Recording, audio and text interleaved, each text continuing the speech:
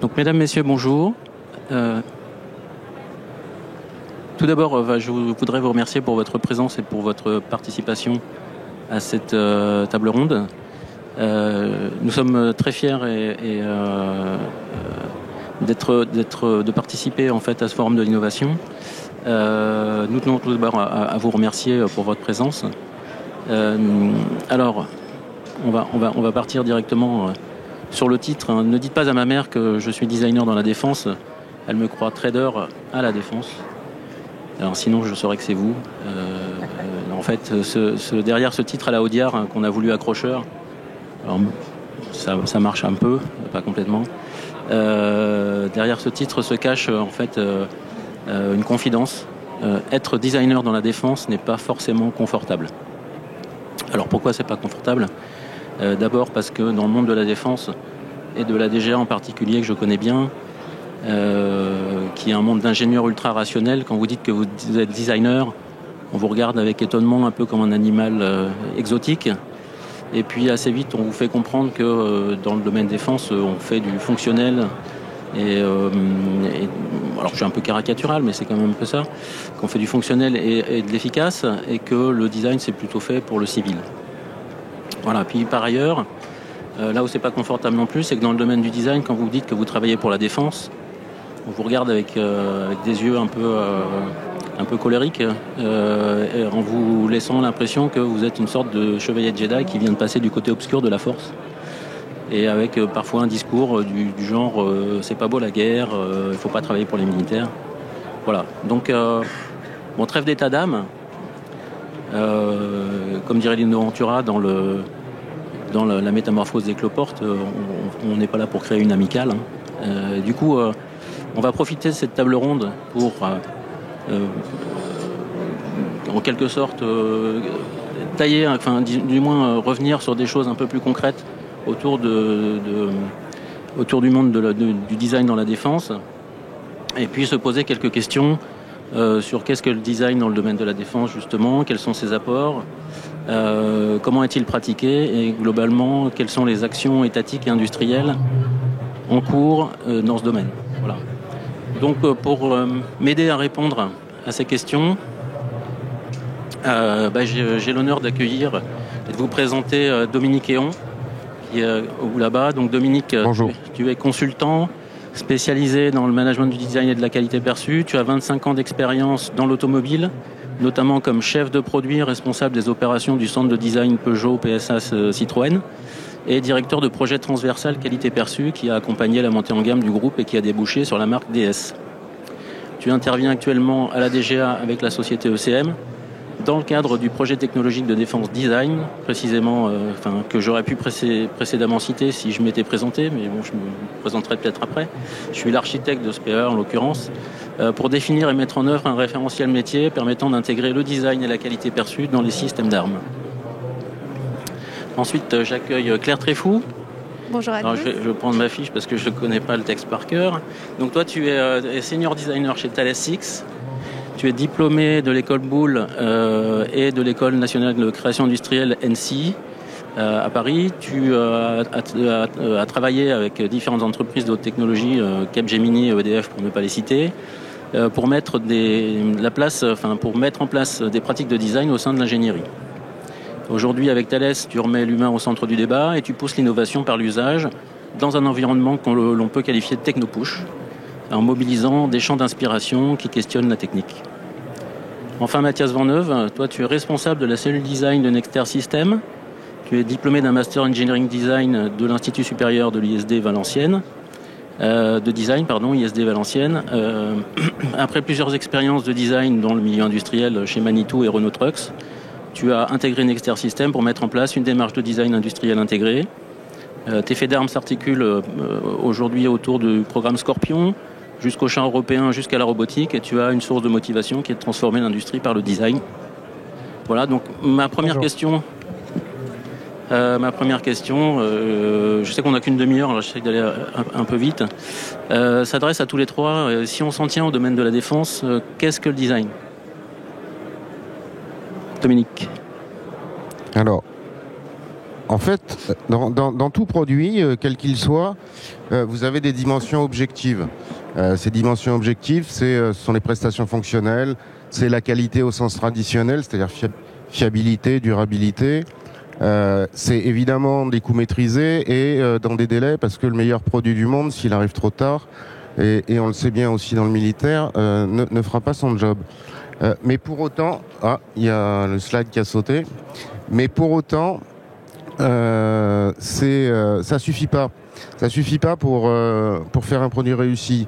Il faut y rajouter de l'attractivité. L'attractivité, ça passe par quoi ? Ça passe par le style, ça passe par l'innovation.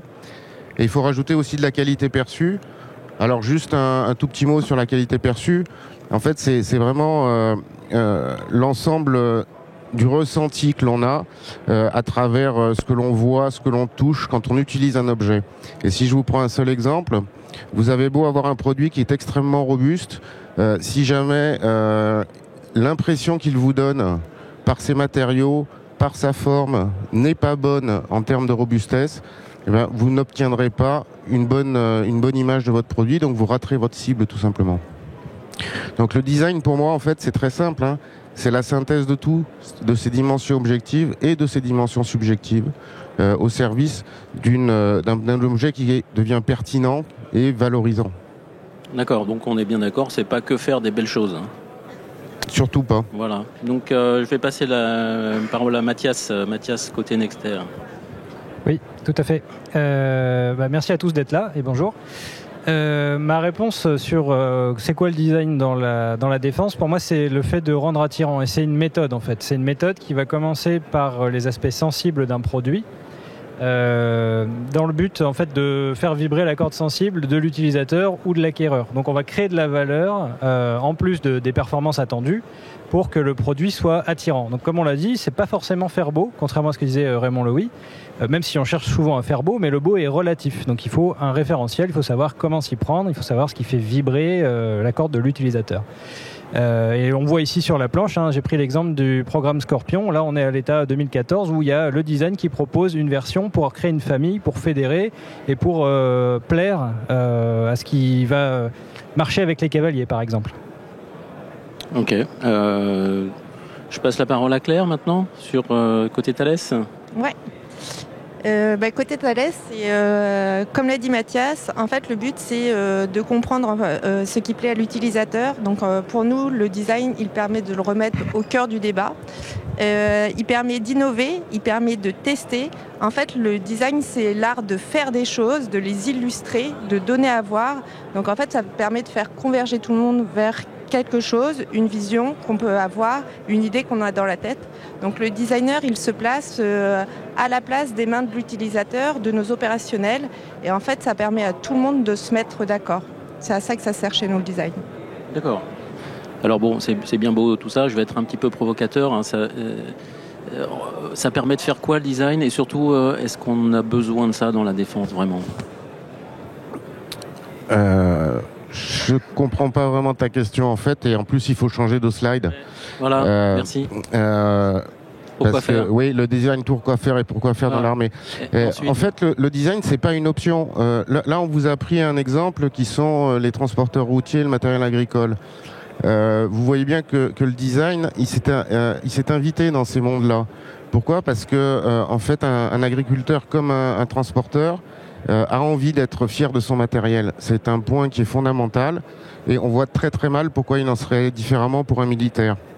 D'ailleurs, je ne sais pas ce que vous en pensez, mais est-ce que vous trouvez tout à fait normal que les troupes achètent autant d'équipements pour remplacer leur dotation ? Il y a peut-être un questionnement à se faire à ce sujet. Et pour être plus précis, je dirais que ce qu'on va chercher à faire d'abord et avant tout, c'est à attirer et fidéliser. Attirer et fidéliser, comme on l'a vu, ça passe par du style, ça passe par de l'innovation. Là, vous avez le VBL. Le VBL, il est certain qu'il a suscité des vocations. Il a même été présenté à un salon de concept car il y a quelques années.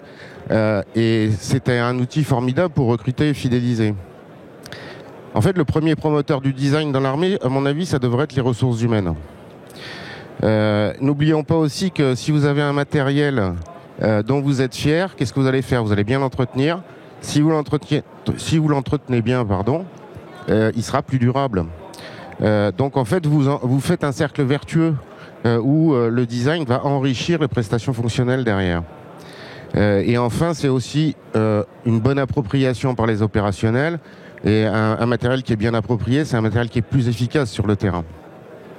Alors, l'autre point, c'est effectivement la transmission d'un message d'influence. Le message d'influence, c'est quelque chose qui parle aux militaires. Là, on vous a pris l'exemple de l'ADS. L'ADS, si elle n'avait pas eu cette ligne incroyable, son contenu technologique serait passé un petit peu moins, aurait été un peu moins mis en avant, puisque pour les spécialistes, la traction en haut à droite, dans sa version hydraulique, avait déjà une bonne partie des avancées technologiques de l'ADS, mais elle n'a pas du tout la même aura. Pourquoi ? Parce que le message, il est passé par l'ADS de manière incroyable. Et ça, c'est un point vraiment important. Et qui dit message d'influence, dit qu'à mon avis, le second promoteur du design dans la défense, ça devrait être l'état-major. Enfin, je dirais que si on cherche à créer une identité armée française, ça passera forcément par du style. C'est un souhait des opérationnels, quand on fait nos ateliers de design en ce moment avec Jean-François, c'est un sujet qui revient souvent. Également, il est évident qu'il y a un style fort, mais ça, Mathias va en reparler tout de suite avec le César. Ça favorise l'export. Donc en gros, les derniers promoteurs du design, ça devrait aussi être les politiques et les industriels. Ouais, merci Dominique, c'est une belle réponse. Donc en fait, valoriser, attirer, fidéliser, faire passer l'innovation au-dessus de la technologie, d'une certaine manière. Enfin, c'est-à-dire que si on n'a que de la techno et que finalement on lui donne pas un certain aspect, on risque de passer à côté. Donc du coup, Mathias, je pense que Dominique t'a passé le relais côté Nexter. Oui.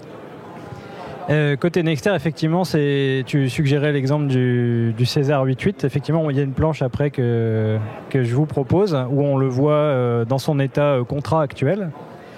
Du coup, l'intérêt de l'industriel, en fait, c'est de se différencier, c'est de donner du caractère à ses produits. Et ce produit, c'est l'idéal pour montrer l'enjeu qu'il y a aussi autour de l'export.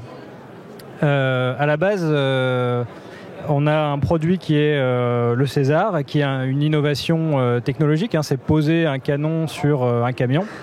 Et depuis, ça a été pas mal de fois copié. Et les concurrents, ils sont arrivés à un très bon niveau de maîtrise technique. Donc aujourd'hui, on a eu besoin de faire évoluer notre produit, c'est normal. Donc le César 8.8, il embarque un bon paquet de technologies en plus. Mais quand on l'a regardé d'un point de vue architecture, on s'est rendu compte que c'était un produit qui devenait long. Il était adapté à la haute intensité, donc il était plus gros. Et tout ça, c'était des choses qui n'étaient pas forcément valorisantes. Et ensuite, on a discuté aussi avec le commerce.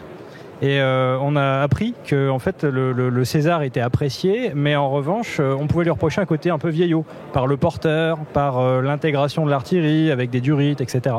Et donc en fait, on a pris tout ça comme une référence et on a essayé de mettre en valeur donc, les performances supplémentaires et de corriger, par exemple dans la silhouette, un peu sa longueur. Donc on voit sur les photos, il y a une petite astuce visuelle, une espèce de tache noire au milieu qui va réduire la silhouette. On a cherché à gommer son côté coton-tige, si on avait une grosse artillerie, une grosse cabine et rien au milieu. On a également bien arrangé tout ce qui composait l'emport, etc. Et ça a donné un produit qui a un design qui se différencie de la concurrence, qui est bien maîtrisé, qui se met en valeur, qui n'a pas l'air trop long, qui a l'air dynamique tout en étant costaud. Et ça a fait écho en fait, tout simplement. Donc très vite, quand on l'a développé, quand on a fini de le développer, il a trouvé son marché avec le Danemark notamment et aujourd'hui avec la Tchéquie. Et le client, on le voit sur la petite photo du haut, il est très fier de son produit, il s'est investi dans le développement. Donc Claire l'a rappelé aussi, l'intégration de l'utilisateur dans le process c'est très important. Et voilà, c'est à ça que sert le design, c'est à se différencier, et à créer de la valeur et à mettre en avant son produit. D'accord. Par rapport à, on parlait tout à l'heure d'attirer les recrues. Moi, je vais te poser la question quand même de à quoi ça sert le design chez Thales, mais il y a une particularité, c'est que tu travailles quand même beaucoup dans le domaine du numérique qui évolue très vite. Et puis on sait aussi aujourd'hui que D'ailleurs, je fais une petite parenthèse. Demain, il y a une conférence de Jean-Louis Fréchin qui s'intitule « Les soldats aussi ont des smartphones » et que je vous invite fortement à aller voir à midi. Je ferme la parenthèse. On sait que les populations qui viendront demain sont en attente de choses qu'ils ont au moins dans la poche aujourd'hui. Comment est-ce que justement le Thales, chez Design, le Thales prend en compte ces évolutions et justement dans le pourquoi faire? Est-ce que tu peux changer de slide? Oui. En fait, déjà, je pense que nos opérationnels d'aujourd'hui, comme ceux de demain, ont envie en fait d'avoir les mêmes interactions sur leur device personnel que sur en fait leurs objets professionnels, parce que en réalité, comme l'a dit Dominique, le design est partout. Il est dans l'automobile, il est dans l'objet, il est dans le numérique, il est dans les politiques publiques aujourd'hui. Il est partout, le design. Et après tout, pourquoi on l'a pas dans le milieu de la défense? C'est même quelque part assez étonnant d'en parler juste maintenant. Et donc nous on travaille beaucoup en amont en fait. Là le projet que l'on voit c'est Centurion. Je vous invite à aller voir le stand qui est présent aujourd'hui. Donc on travaille sur le fantassin de demain et en fait pour travailler sur le fantassin de demain, forcément on va commencer à analyser quels peuvent être les nouveaux usages. En fait, là, notre utilisateur, il a 10 ans ou alors il est pas né. Et donc, du coup, de quoi il va avoir envie? Comment on va arriver à simuler son environnement, l'environnement de demain, sans être vraiment dans la science-fiction, mais quand même en s'appuyant sur un parc industriel qui est concret et qui, dans 10-15 ans, aura évolué, mais qui sera pas si disruptif par rapport aux usages d'aujourd'hui. Et donc, en fait, on va commencer à dessiner avec nos ingénieurs et les opérationnels. On va émettre des hypothèses. Donc, c'est ce que vous voyez sur le dessin tout en haut. En fait, on va dessiner avec eux. On va mettre en parallèle ce qu'on sait faire en termes d'industrie et on va commencer à itérer. Là, en l'occurrence, pour la protection balistique, on part sur des éléments qui sont plus modulables et on va essayer de mettre des touches de technologie à certains endroits pour faire en sorte que la technologie soit intelligible par l'utilisateur. Car notre rôle, c'est aussi ça, c'est mettre en valeur les technos que développent nos ingénieurs en interne et la rendre accessible à nos utilisateurs. Merci Claire. C'est assez intéressant, je vais te relancer juste après. Donc du coup, il y a une chose qu'on voit quand même très clairement, c'est que le design, ça passe par un mode d'expression que généralement n'ont pas la plupart des ingénieurs, c'est le dessin. Et ça nécessite d'avoir du talent. Et on verra aussi que ça nécessite de le recruter, ces talents, mais c'est un autre sujet. Et puis le design est partout, mais il est aussi dans tous les types de projets ou de programmes, c'est-à-dire que ça va, on verra, des études amont, etc., mais vous en parlerez mieux que moi, jusqu'au programme en lui-même. La question que je vais vous poser maintenant, et je vais changer de slide, même pour moi je ne les change pas, tu vois, c'est quand et comment le design s'exprime dans les projets. Donc Claire, je te relance. Ouais. Donc du coup on l'a dit, tu peux changer encore. Du coup on l'a dit donc en phase amont, le designer comme un ingénieur a sa propre culture et donc en fait on va décrypter les tendances. On fait de la veille sociétale. En fait on fait aussi de la veille concurrentielle et en fait on va proposer des nouveaux usages en regard de nos technos qui sont en cours de développement en interne. Donc ça va être vraiment pour tout ce qui va être étude amont. On va proposer des mini-scénarios pour mettre les technos aux bons endroits et proposer à nos opérationnels des choses qui sont en cohérence avec leur scénario d'usage et donc du coup leur vie quotidienne. Le but c'est d'arriver à coller en fait à leur pratique. Et pour ça, nous, on a besoin en fait dans nos STB que justement la DGA en fait arrive à structurer ce besoin-là en termes de qualité perçue et en termes de design. Nous, en tant qu'industriels, ce qu'on peut faire en fait, c'est arriver à fédérer autour de l'image proposée par la DGA par le dessin. Et je veux bien que tu changes. Ouais. Ouais. Et ensuite, tout au long du projet, donc ça, c'était en phase amont. Et ensuite, tout au long du projet, en fait, dans des projets qui sont plus legacy, là, on voit, c'est l'artillerie. Donc là, on est passé sur un projet plutôt digital, logiciel. C'est une solution logicielle. Donc là, on est dans l'artillerie, on est sur Atlas. Donc, c'est quand même pas le projet ou la solution qui paraît la plus innovante comme ça. Pour autant, en fait, l'action de design, elle est très importante parce qu'on va mettre en place des ateliers de co-conception qui vont permettre en fait d'interagir, qui vont permettre On a de la concurrence. Ouais, apparemment. Qui vont permettre en fait d'interagir avec nos opérationnels. Donc en fait, on va être avec des ingénieurs, avec des designers, avec des opérationnels. On va faire vraiment de la co-conception, on va dessiner ensemble, on va itérer ensemble. Parfois, on va même trouver des bonnes surprises. On va arriver à innover dans ces moments-là parce que c'est les moments où on échange, où on regarde ce qui paraît le plus à propos. Et à partir de là, nous, en tant que designers, ensuite, on va reformuler le dessin qu'on a fait tous ensemble. On va le proposer, le simuler. Et en fait, de ça, on va en faire nos spécifications et le développer. Donc, du coup, on va être en seamless entre nos développements et en fait, le besoin opérationnel. Et c'est là où on devient fort et c'est là où le design prend tout son sens. Absolument. Alors moi, je vais relancer Dominique aussi sur une autre question parce qu'on voit qu'on s'inscrit là dans un processus qui est quand même assez rodé à travers les projets, les programmes, dans une logique de développement, mais on peut aussi suivre ses propres voies dans le design. Quand on pense design automobile, on pense souvent concept car, et donc on voit que le design est capable d'inventer, ou en tout cas de sortir des sentiers battus, et sans forcément s'inscrire dans une logique de projet. Est-ce que tu peux nous citer, Dominique, ou nous parler de quelques exemples qui te viendront en tête? Oui, j'ai prévu de vous en présenter deux, mais effectivement, le design dans l'automobile, c'est quelque chose d'extrêmement structuré, et je dirais que même les concept cars, c'est extrêmement structuré aussi. C'est-à-dire que un programme de concept car, c'est extrêmement défini, etc. C'est le contraire de ce que je viens de dire, en fait. Et pas du tout, parce que en fait, ce dont tu parlais, c'est de l'idée. Et effectivement, les idées, elles sont disruptives dans les concept cars. Inversement, la manière de le faire ne l'est pas forcément. Par contre, là, je vais vous parler de DS. Alors DS, c'est effectivement le contraire de ce que je viens de dire, c'est-à-dire que parfois on n'est pas dans la solution où le marketing donne ses idées et derrière tous les corps de métier travaillent et à la fin le marketing valide. De temps en temps, on a des surprises. Et en l'occurrence, la marque, ce qui est devenu aujourd'hui la marque DS, elle est née d'un dessin. C'était pas du tout prévu au départ.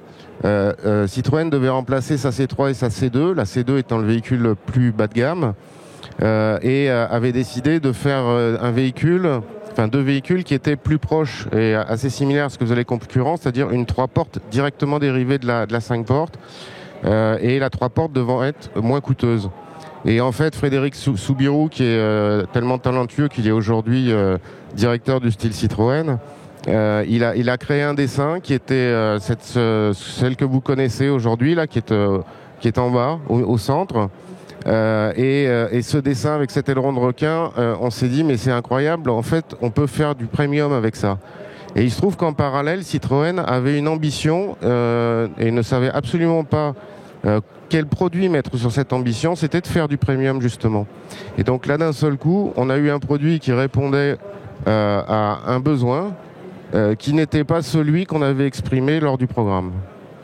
Évidemment, on ne pouvait pas l'appeler C2. Donc après, le marketing et le style se sont trifouillés les méninges et ont décidé de dire finalement, ça peut être une DS, ça peut être une DS3. Et ça, c'est la vraie genèse de DS. Après, on a structuré les choses, on en a fait une lignée, et après, on en a fait évidemment une marque. Mais bon, ça, c'est encore une autre histoire. Sachez simplement que le point de départ, c'est un dessin qui n'avait rien à voir avec la demande. Ok, je crois que tu as un autre exemple à nous. Oui, alors l'autre exemple, c'est complètement à l'opposé. C'est la Citroën Ami. La Citroën Ami, elle a une particularité. Alors, c'est pas une vraie voiture, c'est un quadricycle à moteur, donc ça a permis d'échapper à un certain nombre de contraintes techniques. Mais si vous regardez, sa face avant et sa face arrière sont rigoureusement identiques. Il y a juste la couleur des phares qui change. Et leur intensité évidemment. Les portes avant, les portes gauche et droite sont rigoureusement identiques. C'est pour ça qu'elles s'ouvrent à l'envers l'une de l'autre. Elles sont juste retournées. Le but c'est quoi ? C'est simplement que vous n'avez qu'un seul outillage, à la fois pour les portes et un seul outillage pour la face avant, la face arrière. Donc ça, c'est un design qui plaît ou pas. En l'occurrence, il a du succès, même en Angleterre où il est vendu qu'en direction à gauche.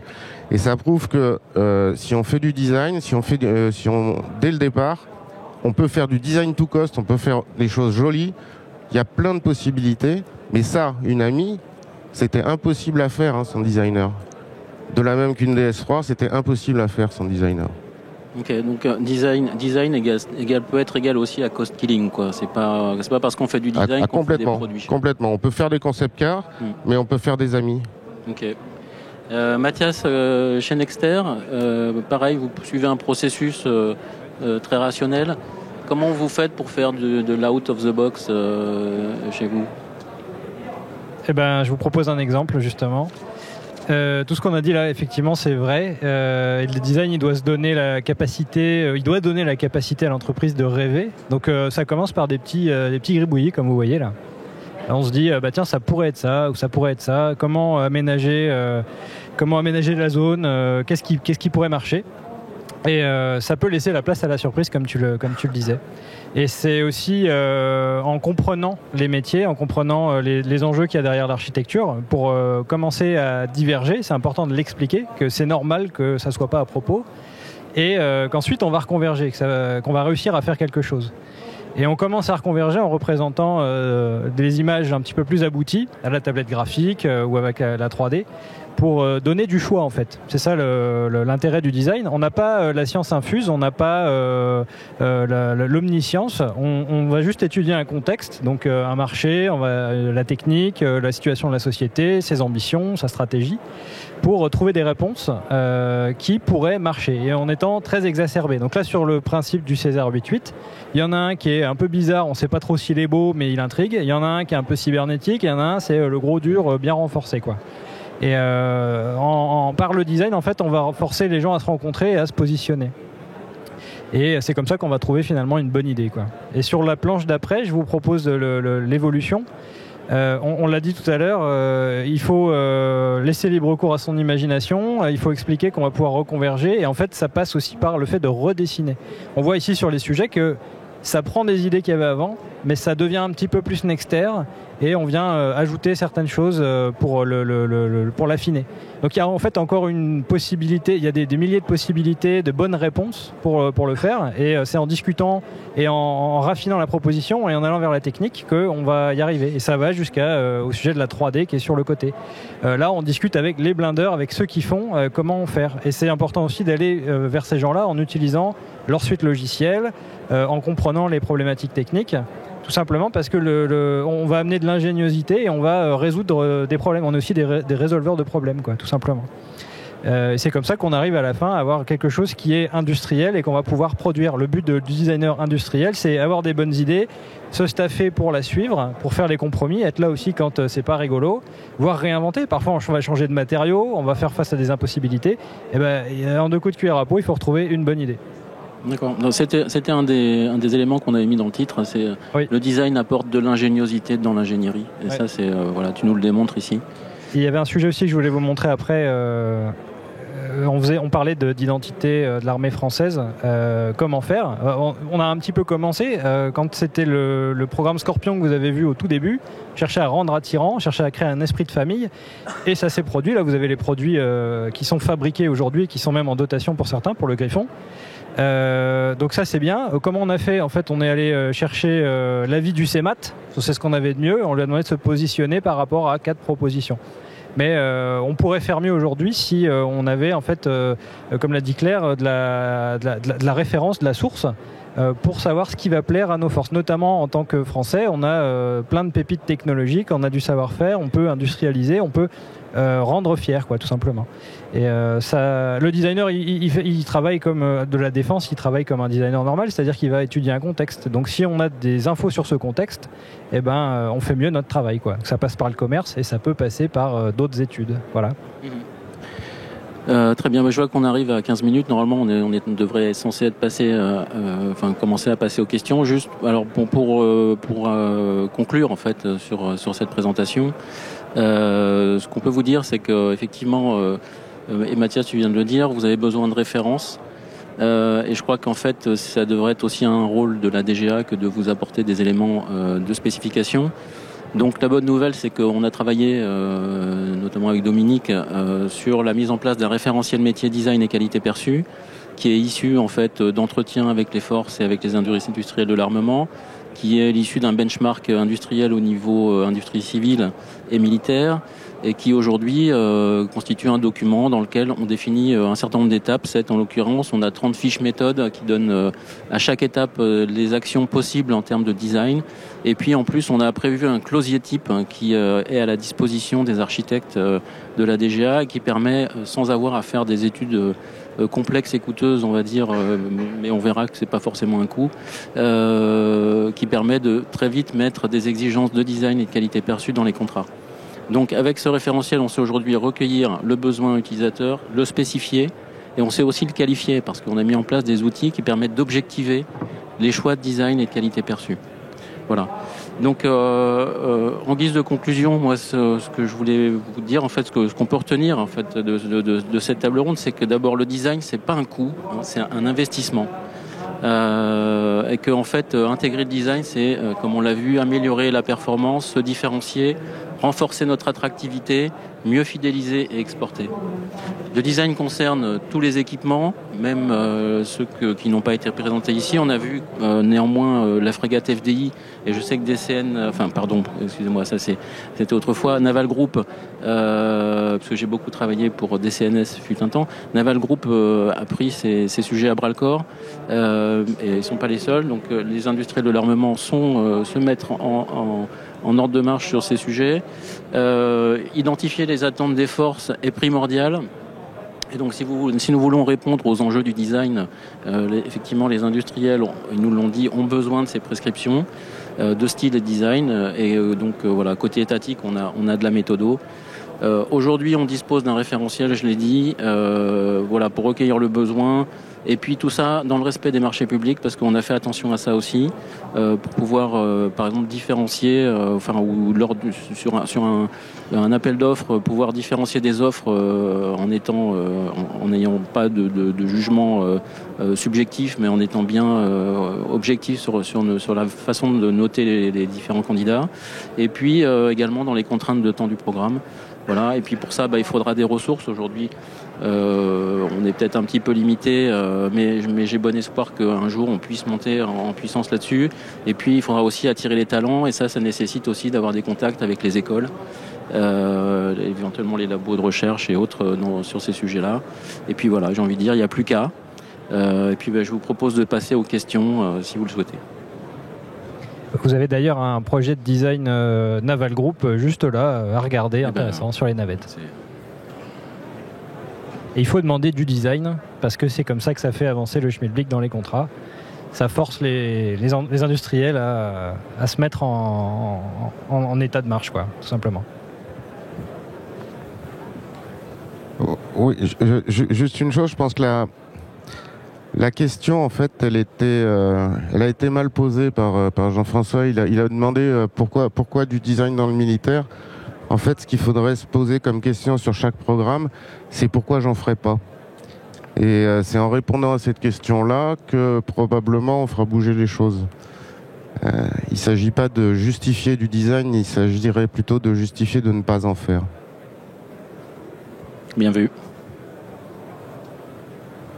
Vous avez peut-être une expérience à nous remonter ou à partager sur le sujet de votre côté ?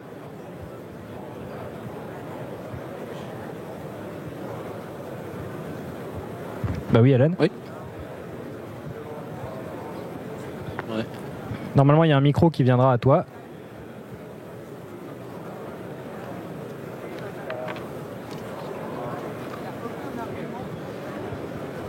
Merci. Bonjour, Alan Bluto, ergonome MBDA. Bonjour. Ma question elle va être simple. Dans les programmes dans l'industrie justement de la défense, on voit donc mon côté l'ergonomie, mais comme le design généralement, et bien que vous l'avez démontré que ce n'est pas le cas, comme des facteurs de coût. Donc il y a toute une étude qui se fait du côté ergonomie sur travailler sur le ROI, ce qu'on appelle le retour sur investissement de ces disciplines, pour créer justement un vecteur de différenciation par rapport à la concurrence, notamment une concurrence export de pays émergents qui va jouer sur les coûts alors que pour nous c'est plus compliqué. est-ce qu'il y a des études qui ont été faites à travers le design pour démontrer économiquement justement ce ROI, ce retour sur investissement? Est-ce que oui, les responsables programmes qu'on a chez nous, pour eux c'est important justement de pouvoir quantifier la valeur, la plus-value financièrement de ces différents domaines que sont le design ou l'ergonomie. Alors nous, côté DGA, c'est pas des études qu'on a fait, mais je pense que ça intéresse directement les industriels. Et je pense que s'ils sont là, c'est aussi que ça rentre dans les coûts. Donc, je ne sais pas si vous avez une réponse à apporter. Moi, je vais juste faire une réponse très, très lapidaire. Dans l'automobile, c'est 30% des raisons de choix, 2% des dépenses du budget technique. Ok, nous, côté Thales, on a fait cette analyse sur un projet de sécurité. On a divisé par 4 en fait, le coût de développement, juste parce qu'en fait, on avait testé, itéré avant. Et donc, en fait, on a développé juste tout de suite. Donc, en fait, on ne s'est pas trompé. Il y a eu une meilleure adhésion de notre produit. Et du coup, tout le monde était gagnant. J'ajouterais aussi qu'effectivement, sur le logiciel, c'est facile de montrer le ROI, puisque tu peux par le process très vite démontrer que tu as mis 6 mois de moins ou 3 mois de moins. Donc en coût fixe de développement, en fait, c'est facile de montrer l'impact. Et ensuite, sur le design produit, c'est plus compliqué parce que c'est subjectif. Donc on a des cas export où on a des clients qui nous disent votre produit il est bien. On avait par exemple le VBCI 2 qui n'était pas designé, il ne se différenciait pas de l'ancien VBCI. Et il était moins bien que les concurrents. Et donc en performance, il était bon, mais il se vendait pas bien. Donc ça, c'est le client qui nous a fait bouger, qui a fait déplacer un peu la barrière qu'il y avait au niveau de la boîte. Donc là, c'est plutôt, j'ai peut-être pas, enfin, qu'est-ce que je gagne? Mais en fait, je gagne un contrat, quoi. Sinon, je l'aurais pas eu. Et après, il y a la performance du César dont je vous parlais tout à l'heure, c'est-à-dire qu'environ un an après qu'il soit présenté, il y a un contrat qui est signé. Il n'y a pas que le design qui fait que c'est passé, mais il a participé au choix, quoi. Mais il fallait être bon en performance et en politique. Oui, je te rejoins. Je crois qu'on n'en a pas beaucoup parlé, mais en fait, le design, c'est aussi gage de confiance. En fait, le fait de travailler, de dessiner le moindre détail, ça permet aussi de donner confiance à notre client et de se dire, OK, en fait, tout est pensé. Et donc, du coup, là où je vais, tout sera toujours comme ça. Et je pense que c'est ça, nous, on appelle ça chez Thales le ROE, le retour sur expérience, en fait, versus le ROI, où finalement, ça va permettre de contractualiser, ça va faire aussi de nos utilisateurs des prescripteurs de nos solutions. Et c'est là où, en fait, on devient plus fort.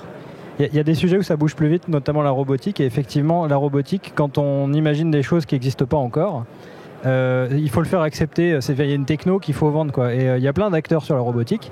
Et il y en a qui ont l'air d'être des objets de modélisme un peu durcis.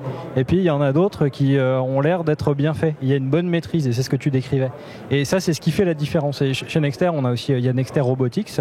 Et c'est quelque chose qu'on essaye de travailler au niveau du design pour qu'on ait une identité et qu'on voit bien la bonne maîtrise et que ça rassure. Ouais, tout à fait. Faire la différence, encore une fois. Alors, il y a effectivement des aspects coûts aussi, mais on voit aussi que le design, c'est quelque chose qui fédère énormément. Et l'adhésion, en fait, des équipes, et aussi bien chez le client que chez l'industriel, c'est quelque chose qui vient aussi renforcer l'intérêt, en fait, pour le projet. Ouais. Et donc, du coup, les gens s'investissent beaucoup mieux sur un projet designé que sur un projet qui ne l'est pas. Oui, c'est vrai. Sur César, c'est aussi une forme de fierté interne. Les gens descendent, disent super, on l'a fait, quoi. On est content. On est sponsorisé.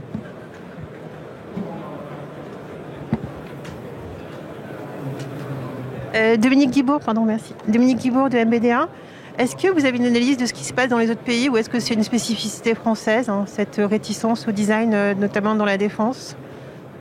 Alors, moi, côté DGA, j'aime bien faire de la veille sur ce qui se fait dans les autres pays. C'est vrai que je vais prendre un cas qui est peut-être la Turquie, qui challenge énormément. Effectivement, ils sont sur des produits à bas coût, qui ne sont pas forcément sur des performances topissimes, mais en tout cas, ils font beaucoup de design, et c'est probablement ce qui leur permet aussi d'être très visibles.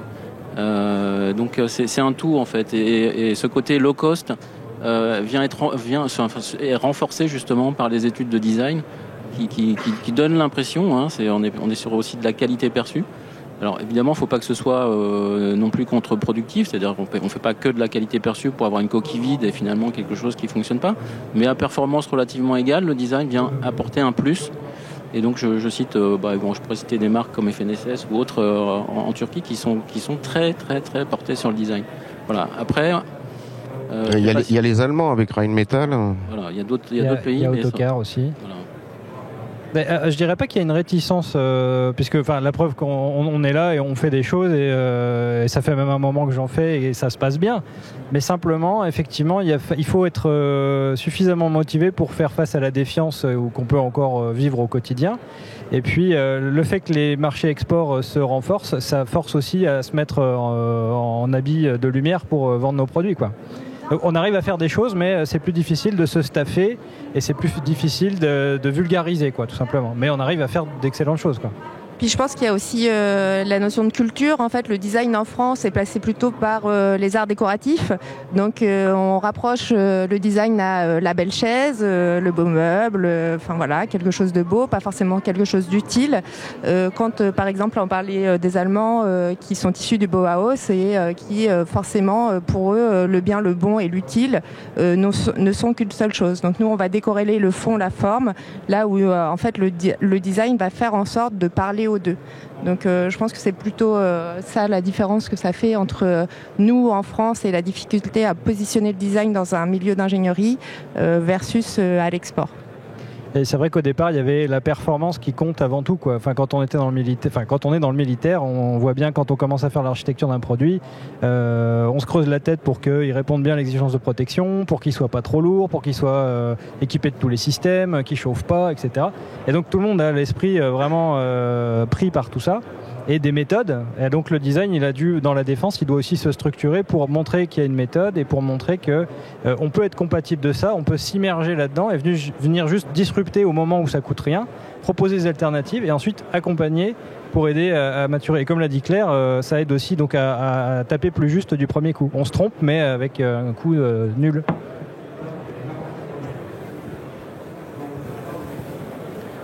Du coup, est-ce que vous auriez d'autres questions éventuellement ?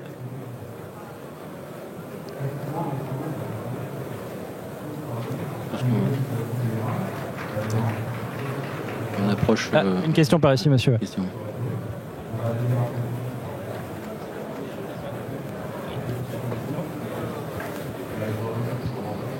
Moi, j'ai juste une petite question par rapport à tout ce qui a été dit, c'est-à-dire que parfois, vu d'un peu de l'extérieur, j'ai l'impression qu'on pourrait confondre design et ergonomie. Et donc, alors je ne doute pas que les designers fassent des choses, soient compétents en ergonomie, si je puis dire, mais quelqu'un qui a le choix entre avoir une équipe avec que des ergonomes et des ergonomes plus un designer, comment est-ce que vous lui donneriez envie justement de prendre le designer en plus ? Parce que par rapport à la satisfaction du besoin, on peut se dire l'ergonome suffit. Alors par rapport à la satisfaction du besoin, l'ergonome suffit, je ne suis pas sûre. En fait, le design fait le rapport avec les sens. C'est-à-dire qu'en ergonomie, on va être dans le quantifiable. Donc on va savoir dire l'angle du bras, on va savoir dire la charge cognitive que peut avoir notre opérationnel. Cependant, comment on la met en œuvre et comment on la rend à l'opérationnel, on ne saura pas le faire. Or, le designer sera là pour rendre tangible ce que ne fera pas l'ergonome qui fera plutôt de la spécification. Donc c'est ça la différence. La différence, c'est ce qu'on a dit pendant la table ronde, c'est qu'en fait le designer, il est là pour représenter les choses. Si on reprend Bastien Scapin et par exemple les normes de guidage, ok, je sais que je dois être alerté. Comment je vais être alerté dans mon système et dans le contexte dans lequel je suis ? Je n'ai pas les clés. Et là, le designer pourra vous le rendre tangible. C'est ça la différence. Alors, en fait, ils sont tout à fait complémentaires. Ils travaillent main dans la main. Et donc, comment est-ce qu'on fait pour donner envie d'avoir un designer ? Je pense qu'il faut montrer des choses. Et on se rend vite compte qu'il y a un plus. L'ergonome viendra certainement apporter un contrôle sur ce que le designer fera. Le designer lui apportera des idées. Et puis surtout, le designer adresse un élément, une partie de l'humain que l'ergonome n'adresse pas forcément, c'est la partie émotionnelle. Et donc ça, c'est le plus du designer par rapport à l'ergonome. C'est-à-dire l'ergonome, il va sur les aspects cognitifs, il va sur les aspects physiques, il va sur les aspects sécurité, maîtrise des risques pour l'homme. Mais il manque cette dimension émotionnelle et ça, c'est le design qui l'apporte véritablement. Juste peut-être qu'on ne l'a pas assez dit, mais un designer, ça travaille pas du tout seul. Hein. Ça travaille avec la technique, avec avec tout le monde, avec le marketing, avec les ergonomes, avec des sociologues, même dans l'idéal, on en rêverait. C'est vraiment la jonction de tout ça qui permet d'avoir un bon design, un design utile, un design même écologique. Ça prend en compte toutes les problématiques. Hein. Normalement, un vrai moment de créativité, une vraie session de créativité, elle permet ça en fait. Elle permet de vraiment, je crois que c'était toi Dominique qui en parlait, hein, de croiser vraiment les métiers. Et là, on va devenir intéressant et intelligent en fait. Hein.